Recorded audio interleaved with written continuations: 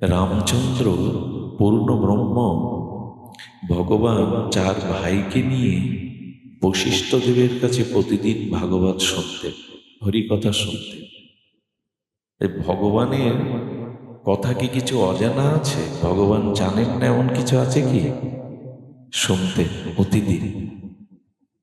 একদিন কদ্রু আর বিনতা, এদের একটা চরিত্র কথা বশিষ্ঠদেব কীর্তন করছেন, আলোচনা করছেন। আপনাদের একটু স্পর্শ করে যায়। এই কদ্রু এবং বিনতা, এরা এরা দুইজন বর চেয়েছিল পতির কাছে।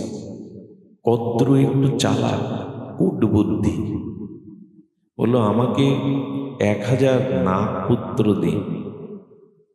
1000 নাগ পুত্র বললেন, হ্যাঁ,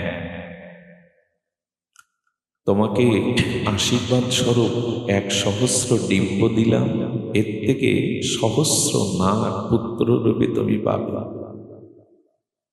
এবার বিনতা বলছেন, সহস্র নয়, আপনি আমাকে 2টো ভগবত ভক্ত পুত্র দিন।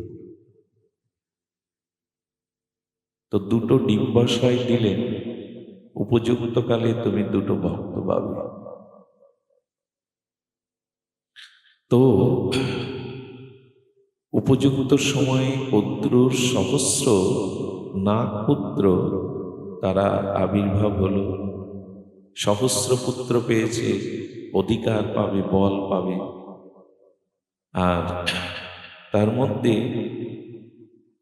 কিছু পুত্রকে ভগবান সূর্যনারায়ণের সারথী রূপে তিনি নিয়োগ করেছিলেন। এই কদ্রু ভগবান সূর্যনারায়ণের রথের সারথী রূপে, অরুণা নাম। আর 2টো ডিমের একটি ডিমকে সময়ের আগেই তিনি ফুটিয়েছিলেন, নখ দিয়ে ফুটালেন।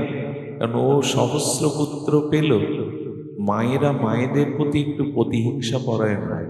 এক নারী আর এক নারীর প্রশংসা, উন্নতি, এগুলো মেনে নিতে পারে না। তো বললেন ওর সহস্র পুত্র পেল।